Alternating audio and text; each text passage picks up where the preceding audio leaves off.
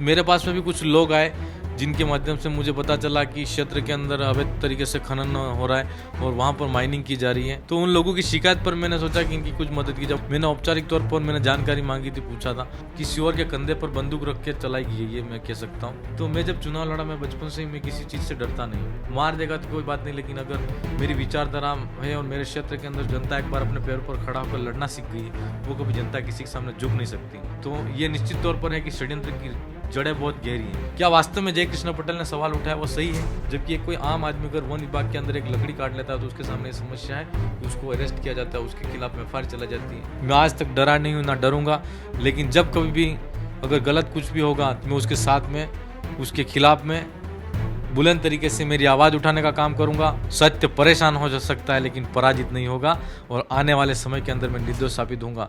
आखिर क्यों आपने अपने विधानसभा क्षेत्र से बाहर जाकर ये सवाल पूछा? क्योंकि जो इस पूरे घटनाक्रम का मूल उद्देश्य है और मूल मंत्र है वो यही है कि आपने अपने विधानसभा क्षेत्र से बाहर जाके सवाल उठाया था। सबसे पहले तो मैं आपको बताना चाहूँगा कि राजस्थान विधानसभा के अंदर अगर कोई किसी भी विधानसभा क्षेत्र से कोई विधायक चुन के जाता है, तो अगर राज्य के किसी भी विधानसभा क्षेत्र के अंदर कोई जनता प्रताड़ित होती है, पीड़ित होती है और परेशान होती है, अगर वो किसी विधायक के पास में गुहार लेके आती है, मदद के लिए आती है, तो निश्चित तौर पर वो विधायक सोचेगा कि मैं इनके लिए कुछ करूं। तो मेरे पास में भी कुछ लोग आए जिनके माध्यम से मुझे पता चला कि क्षेत्र के अंदर अवैध तरीके से खनन हो रहा है और वहाँ पर माइनिंग की जा रही है, जिसके अंदर प्रशासन का और पूरे जो माइनिंग विभाग के लोग भी मिले हुए हैं, तो पूरा प्रशासन उनकी मदद कर रहा है। तो वहाँ पर जो गरीब जनता थी उनका कहना था कि हमारी जो ज़मीन है उसको अवैध तरीके से खनन किया जा रहा है, और कई वन विभाग के अधिकारी कर्मचारी भी मिले हुए हैं, फॉरेस्ट की ज़मीन भी वहाँ पर है जिसको मतलब वो माइनिंग की जा रही है, खोदा जा रहा है, खनन का काम किया जा रहा है। तो उन लोगों की शिकायत पर मैंने सोचा कि इनकी कुछ मदद की जाए। वो कह रहे थे कि अगर हम कोई आवाज़ उठाते हैं, कि हम कभी कोई इस बात के लिए आगे बढ़ते हैं, तो हमको जबरन तरीके से पुलिस प्रशासन दबाव बना देता है, या फिर हमको षड्यंत्र से वो अंदर डाल के दबाव बनाया जाता है, तो हम इस तरीके से हमारी आवाज़ को दबाया जा रहा है, तो आप हमारी मदद करो। तो मैंने जो सवाल लगाया वो विधानसभा क्षेत्र से बाहर का सवाल जरूर था, लेकिन राजस्थान से बाहर का सवाल तो नहीं था। किसी भी विधानसभा के विधायक को यह अधिकार होता है कि राजस्थान उस जिस विधानसभा के अंदर बैठता है उस राज्य से संबंधित सवाल पूछ सकता है। मैंने औपचारिक तौर पर मैंने जानकारी मांगी थी, पूछा था। और सवाल पूछने का मतलब यह नहीं होता है कि अगर आप राजस्थान की विधानसभा के अंदर जाते हैं तो किसी भी क्षेत्र का अगर जिनके साथ शोषण हो रहा है, गलत हो रहा है, तो उनके लिए खड़ा होना हमारा अधिकार होता है और हमको खड़ा होना चाहिए। भारत आदिवासी पार्टी वही करती आई है, तो इसी आधार पर हमने उन गरीब लोगों की मदद करने के लिए सवाल उठाए। तो इसका मतलब ये था कि उनके जो स्थानीय नेता थे वो क्योंकि उनकी मदद नहीं कर रहे थे इसलिए वो आप तक आए। नहीं, ये भी हो सकता है, और स्थानीय लोग शायद मदद कर रहे हों, लेकिन फिर भी इतनी मजबूती तरीके से नहीं कर रहे हों, ये इसके बारे में तो मैं नहीं बता सकता। लेकिन जो लोग मेरे पास में उनको मैंने ये नहीं पूछा कि आपके विधायक जी कर रहे हैं मदद या नहीं कर रहे हैं, लेकिन मुझे ऐसा लगा कि इनके लिए अगर ये आए हैं मेरे पास में तो मैं निश्चित तौर पर उनकी मदद करूँगा। और इसी आधार पर मैंने उन लोगों के लिए सवाल लगाए और कहीं ना कहीं उनका समाधान हो, ये सोचा था। न सिर्फ आप बल्कि भारत आदिवासी पार्टी के तमाम नेता और जो भी आपका समर्थन करते हैं वो भी यही कहते हैं कि साजिश के तहत जयकृष्ण पटेल को फंसाया गया है। लेकिन मैं समझना चाहता हूँ कि आपको क्या लगता है कौन है इसके पीछे और क्यों किया गया ये? देखो, साजिश की जड़ें बहुत गहरी हो सकती हैं। यहाँ पर तो ये हुआ कि किसी और के कंधे पर बंदूक रख के चलाई गई है, ये मैं कह सकता हूँ। क्योंकि मैं जब तक हिरासत में नहीं था, मेरे साथ में ये षड्यंत्र नहीं हुआ, तब तक मुझे पता नहीं था कि मेरे साथ में क्या षड्यंत्र हो सकता है। कई लोग कहते थे कि मेरी विधानसभा के क्षेत्र के अंदर भी ये चर्चा होती थी। मुझे कई मेरे कार्यकर्ता ने बोला कि एमएलए साहब आपको सावधान रहना है, आपके पास हमारे यहाँ पर 6 महीने में चुनाव होंगे, ऐसा बोल रहे हैं।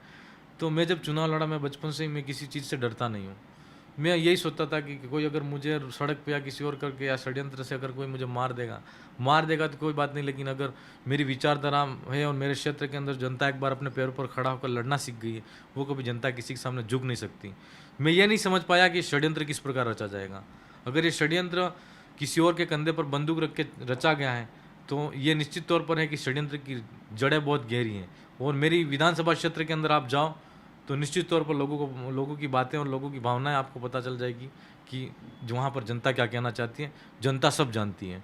और आज एक सत्ताधारी पार्टी होती है, वो अगर वो किसी संस्था के माध्यम से इशारे पर अगर हमारे पर वार करती है, तो कहीं ना कहीं ऐसा लगता है कि आज छोटी पार्टियाँ जो बढ़ती हुई आ रही हैं, क्षत्रिय दल जो बढ़ रहे हैं, उन सत्ताधारी पार्टियों को पच नहीं रहा है, सत्ताधारी पार्टी को बर्दाश्त नहीं हो रहा है। और मेरी विधानसभा के अंदर भी यही हालात है कि आज एक आम आदमी, आम परिवार का लड़का, युवा विधायक, एक आम युवा लड़कों ने मिलकर सब ने बना दिया, तो आज उन लोगों को बर्दाश्त नहीं हो रहा है।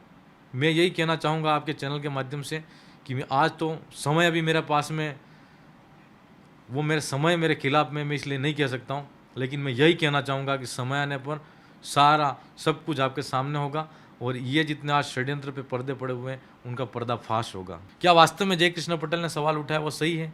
क्या वहाँ पर अवैध खनन हो रहा है या नहीं हो रहा है?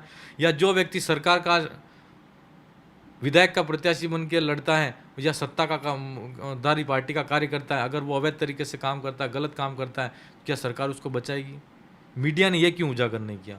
और वहाँ पर जैसे आपने देखा होगा कि अवैध तरीके से माइनिंग हो रही है, फॉरेस्ट लैंड की ज़मीन पे वन विभाग द्वारा पूरी परमिशन दी जा रही है, जबकि एक कोई आम आदमी अगर वन विभाग के अंदर एक लकड़ी काट लेता है तो उसके सामने ये समस्या है कि उसको अरेस्ट किया जाता है, उसके खिलाफ एफआईआर चला जाती है।